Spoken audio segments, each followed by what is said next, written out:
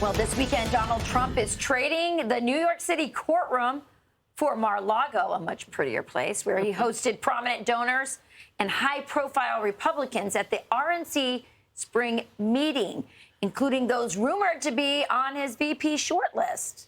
And the legal troubles don't seem to be hurting his fundraising efforts, as the campaign reveals they've raised more than $76 million in April alone.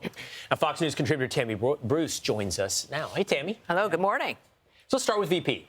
Yeah. Here are the names that are right now at the top of the discussion list. Senator J.D. Vance of Ohio, Senator Marco Rubio of Florida, former governor of North Dakota Doug Burgum, and South Carolina Senator Tim Scott. Your thoughts? Well, the talent bench is deep. And everyone in the GOP, this is an all-hands-on-deck effort. So whether you're going to be the vice president or in the cabinet or heading up some special committee, we've got cleaning up to do and fixing to do. So your favorites might not be on that list. You're going to see them, I would think. Even individuals, of course, because this is really not about Donald Trump. It's about saving the country. He is the one who's going to be able to do it. And it means, whether you're Nikki Haley, whether you're Mike Pompeo, that is a name that should also, I think, be on that list. That you're looking at people who have got to have a commitment to this country first. America first. We mean it, and we're going to mean it for the next 100 years. So this is not going away. Donald Trump might not be here forever. Obviously, he's not immortal, even though we might want him to be. The fact is that this is the talent bench. It's young people, new people. I think of Sarah Sanders. I think of Kayleigh McEnany, as a matter of fact. People who've been in that White House, who know people, what's going on, what Washington will do. I think Nikki Haley, people go, ooh, you think of the country first. This is now about bringing the nation together.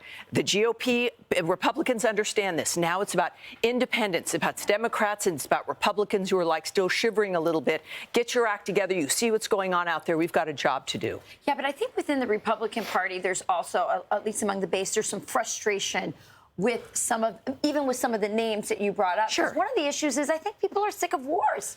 I really think people are sick of wars, and they're sick of money going to wars, and they don't know they're not even tracking them. They admit that there's no transparency in it. And so, you look at all the names.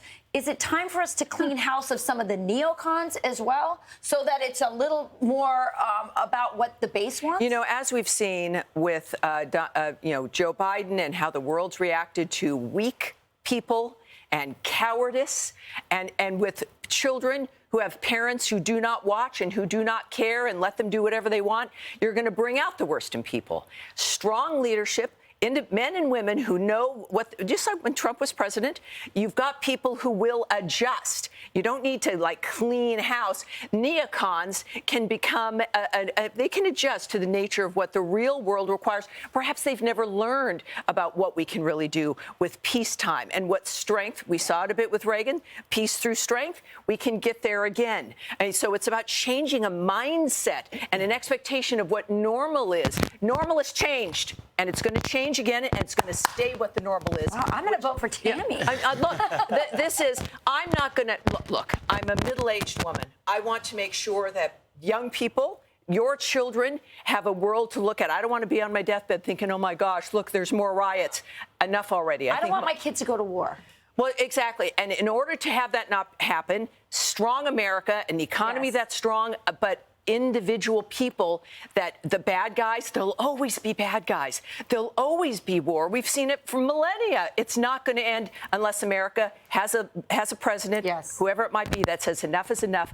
And we can't keep going back and forth. That's what's exhausting. All right, Tammy, first of all, if you want more of this, and you do, big weekend show tonight, 7 p.m. Eastern time.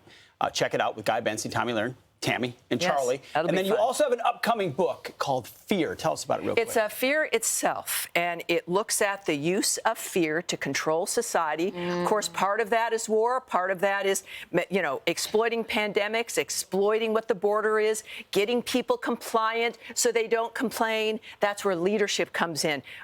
Trusting the American people, taking away that need to control us by getting us isolated and afraid and cowering in a corner.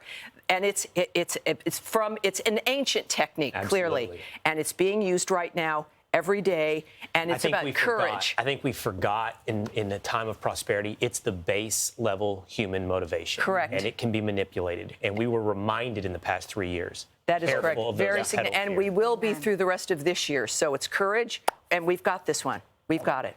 Wow, you're Tammy giving Bruce. so much hope, Thank you. Tammy. Yeah, pre-order July 23rd, but we're in good shape here. It's It's very called exciting. Fear. Itself. Fear itself. Fear itself. Got it. Tammy Bruce. Thanks. Thank you. Thanks, everybody. I'm Steve Ducey. I'm Brian Kilmeade. And I'm Ainsley Earhart. And click here to subscribe to the Fox News YouTube page to catch our hottest interviews and most compelling analysis.